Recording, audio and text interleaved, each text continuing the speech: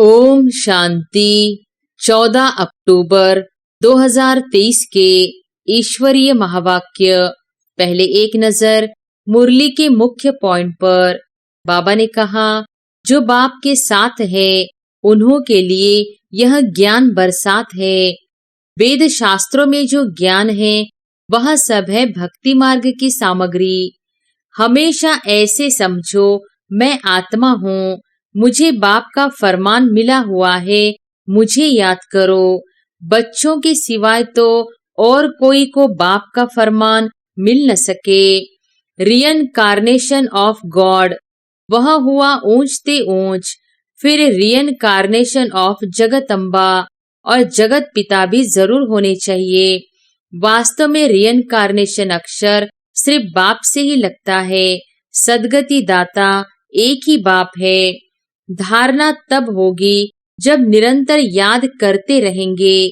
याद करने से ही बुद्धि रूपी बर्तन शुद्ध होगा।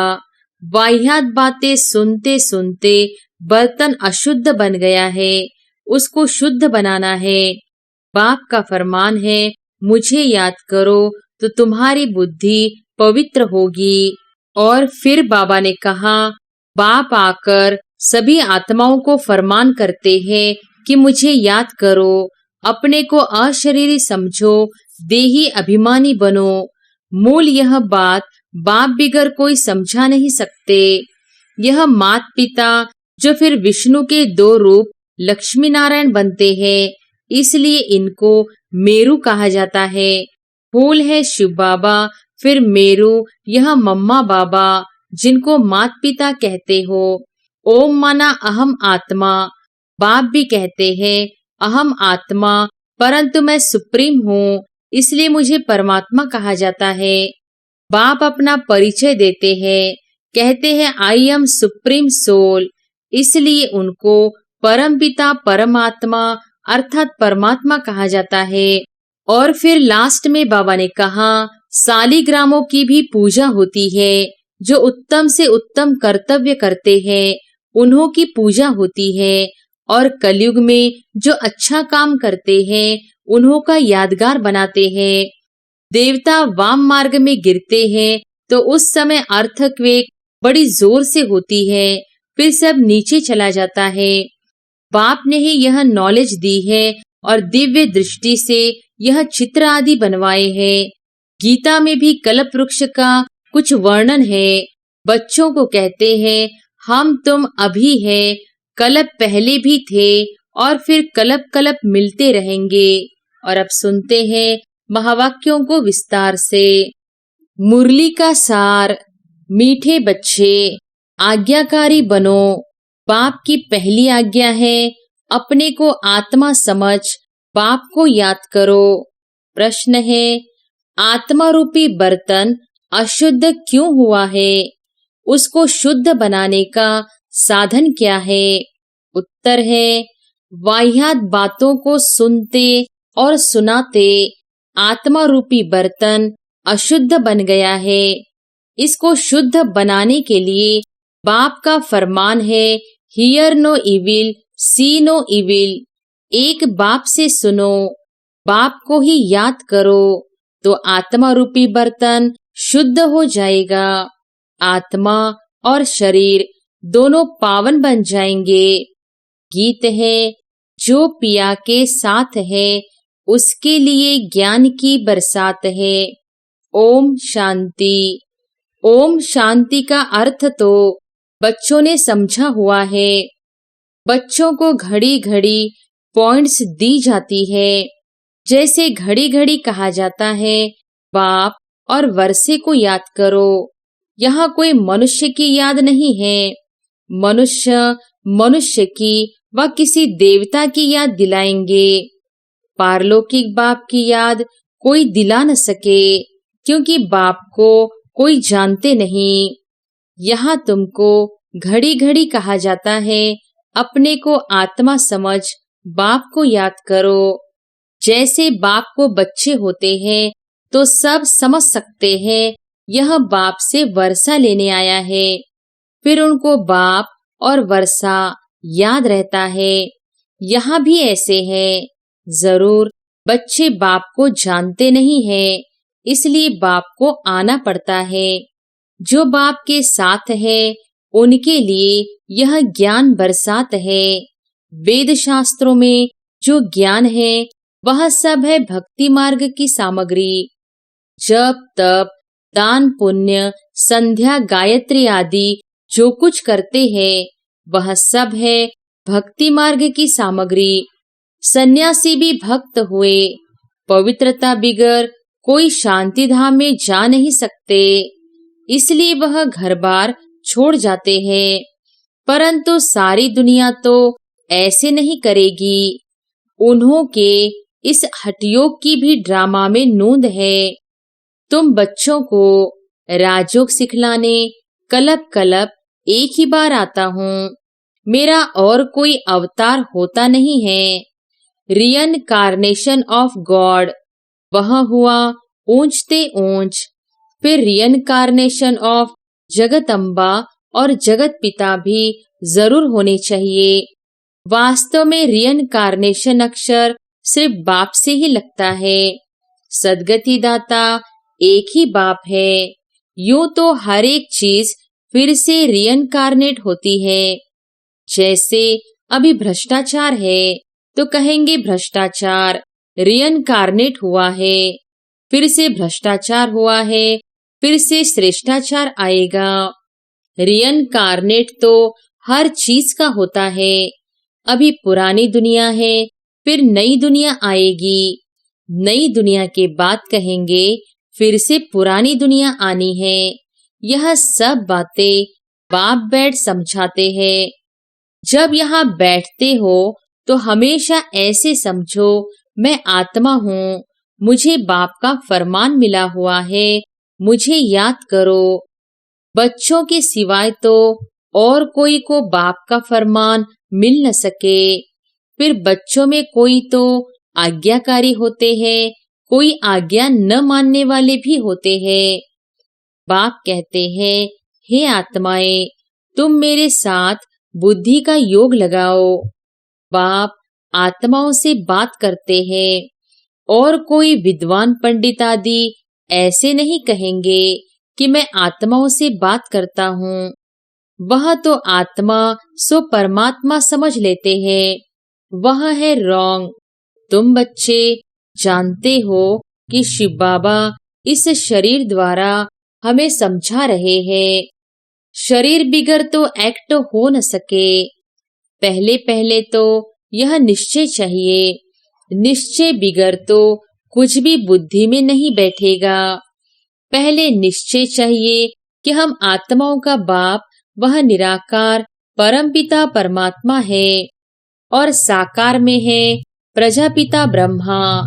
हम है ब्रह्मा कुमार कुमारियां। शिव के तो सब आत्माएं बच्चे हैं, इसलिए शिव कुमार कहेंगे, कुमारी नहीं। यह सब बातें धारण करनी है। धारणा तब होगी जब निरंतर याद करते रहेंगे। याद करने से ही बुद्धि रूपी बर्तन शुद्ध होगा। वाह्यात बातें सुनते सुनते बर्तन अशुद्ध बन गया है, उसको शुद्ध बनाना है।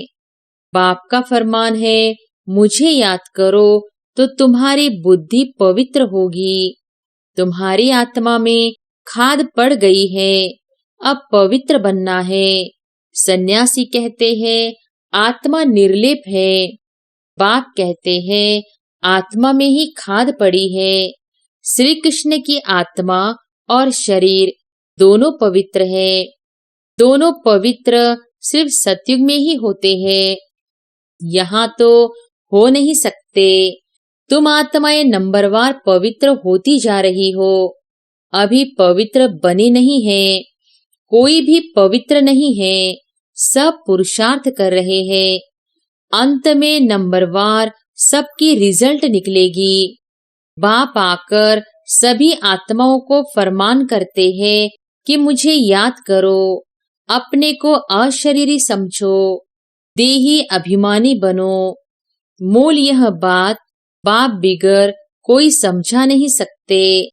पहले यह पूरा निश्चय होगा तो विजय पाएंगे, निश्चय नहीं होगा तो विजय नहीं पाएंगे। निश्चय बुद्धि विजयंती, संशय बुद्धि विनशंती। गीता में कोई कोई अक्षर बहुत अच्छे हैं। इसको कहा जाता है आटे में नमक। बाप कहते हैं, मैं तुमको सभी वेदों शास्त्रों का सार समझाता हूँ कि इनमें क्या क्या है। यह सब है भक्ति मार्ग के रास्ते। इनकी भी ड्रामा में नोंद है। यह प्रश्न नहीं उठ सकता कि यह भक्ति मार्ग क्यों बनाया हुआ है। यह तो अनादि बना बनाया ड्रामा है।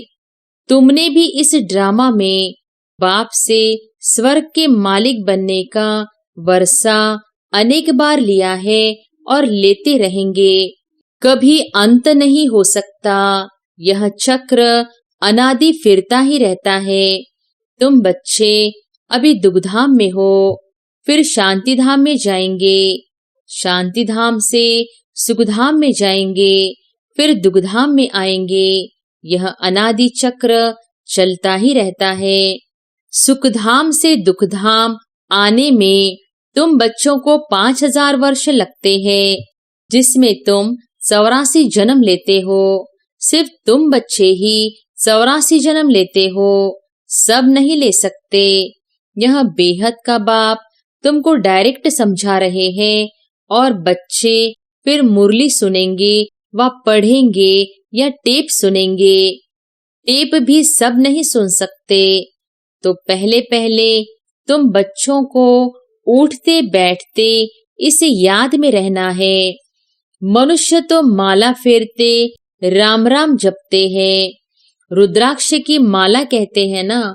अब रुद्र तो है भगवान, फिर इस माला में मेरुदाना इकट्ठा है। वह तो विष्णु के युगल स्वरूप है। वह कौन है? यह मात पिता जो फिर विष्णु के 2 रूप लक्ष्मी नारायण बनते हैं, इसलिए इनको मेरु कहा जाता है। फूल है शिव बाबा, फिर मेरु यह मम्मा बाबा जिसको मात पिता कहते हो। विष्णु को मात पिता नहीं कह सकेंगे। लक्ष्मी नारायण को मात पिता तो उनके बच्चे ही कहेंगे। आजकल तो सबके आगे जाकर कहते हैं त्वमेव माताश्च पिता। बस कोई एक ने महिमा की तो उनके पीछे फॉलो करने लग पड़ते। यह है ही अनराइटियस दुनिया। कलयुग को कहा जाता है अनराइटियस, सतयुग को कहा जाता है राइटियस। वहाँ आत्मा और शरीर दोनों पवित्र होते हैं। सतयुग में श्री कृष्ण गोरा है, फिर अंतिम जन्म में उनकी आत्मा सांवरी बनी है। यह ब्रह्मा सरस्वती इस समय सांवरे है ना। आत्मा काली बन गई है तो उनका जेवर भी काला बन गया है। सोने में ही खाद पड़ती है, उससे जेवर भी जो बनता है वह खाद वाला। सतयुग में जब देवी देवताओं की गवर्नमेंट है तो वह झूठ खाद होती नहीं। वहां तो सोने के महल बनते हैं। भारत सोने की चिड़िया था, अभी तो मुलम्मा है। ऐसे भारत को फिर से स्वर्ग बाप ही बना सकते हैं। बाप समझाते हैं श्रीमद् भगवानो वॉच है ना। श्री कृष्ण तो दैवी गुणों वाला है, 2 भुजा 2 टांग वाला है। चित्रों में तो कहाँ नारायण को कहाँ लक्ष्मी को 4 भुजाएं दी है। समझते कुछ भी नहीं। ओम अक्षर भी कहते हैं, ओम का अर्थ बताते हैं। ओम माना मैं गॉड, जिधर देखता हूँ गॉड ही गॉड है, परंतु यह तो रॉन्ग है। ओम माना अहम आत्मा। बाप भी कहते हैं अहम आत्मा, परंतु मैं सुप्रीम हूँ, इसलिए मुझे परमात्मा कहा जाता है। मैं परमधाम में रहता हूँ। ऊंचे ते ऊंच भगवान फिर सूक्ष्म वतन में ब्रह्मा विष्णु शंकर की आत्मा है। फिर नीचे आओ तो यह मनुष्य लोक है। वह दैवी लोक वह आत्माओं का लोक जिसको मूल वतन कहा जाता है। यह बातें समझने की है। तुम बच्चों को यह अविनाशी ज्ञान रत्नों का दान मिलता है, जिससे तुम भविष्य में मालामाल डबल सिरताज बनते हो। देखो, श्री कृष्ण को दोनों ताज है ना।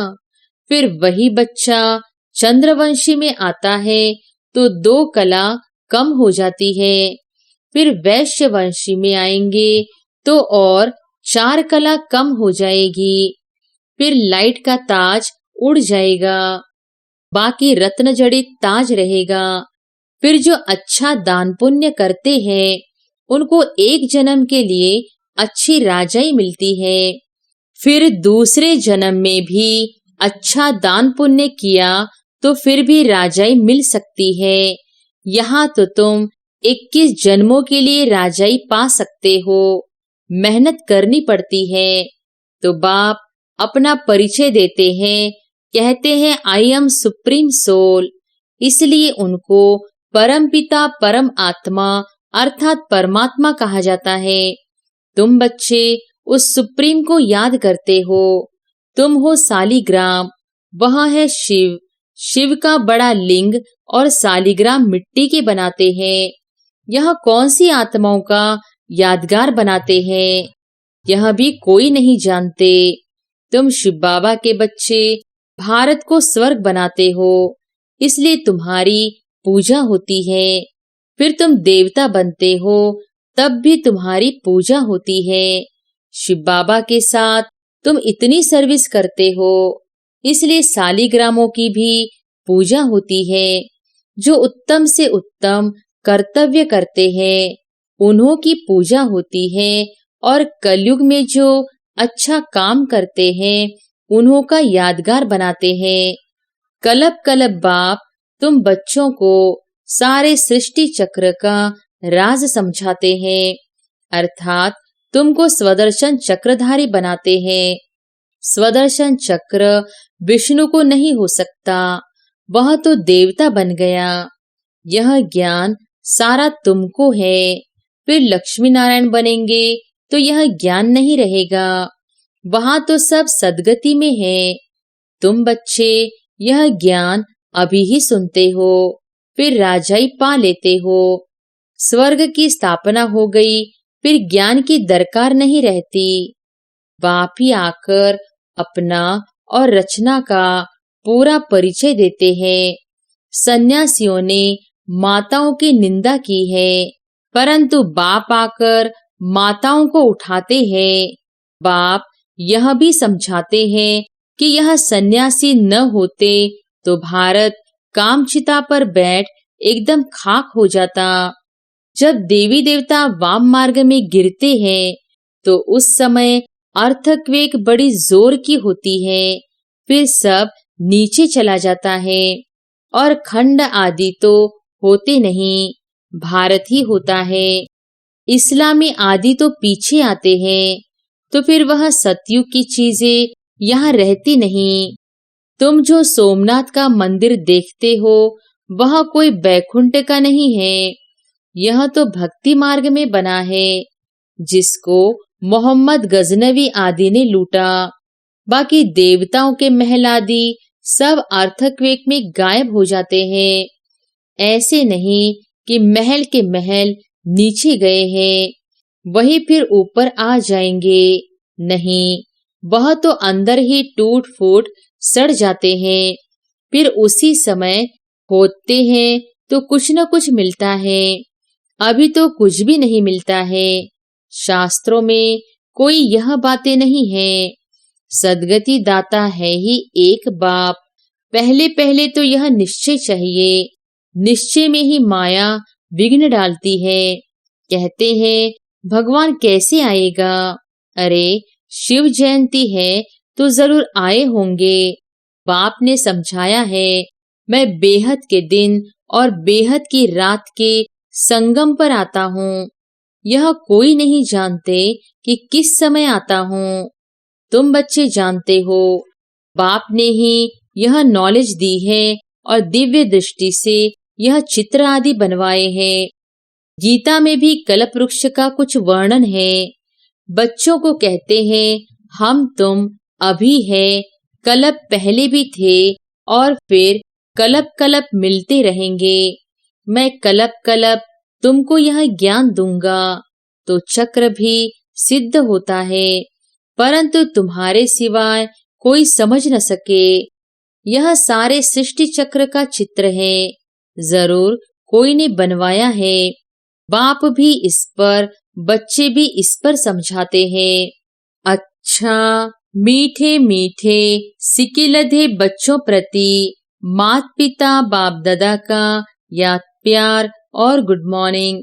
रूहानी बाप की रूहानी बच्चों को नमस्ते। धारणा के लिए मुख्य सार। पहली पॉइंट, हर बात में विजय का आधार निश्चय है, इसलिए निश्चय बुद्धि जरूर बनना है। सदगति दाता बाप में कभी संशय नहीं उठाना है। दूसरी पॉइंट, बुद्धि को पवित्र व शुद्ध बनाने के लिए अशरीरी बनने का अभ्यास करना है। वाह्यात व्यर्थ बातें न सुननी है न सुनानी है। वरदान है, बेहद के स्मृति स्वरूप द्वारा हद की बातों को समाप्त करने वाले अनुभवी मूर्त भव। बेहद के स्मृति स्वरूप द्वारा हद की बातों को समाप्त करने वाले अनुभवी मूर्त भव। आप श्रेष्ठ आत्माएं, डायरेक्ट बीज और मुख्य दो पत्ते, त्रिमूर्ति के साथ समीप संबंध वाले तना हो। इसी ऊंची स्टेज पर स्थित रहो।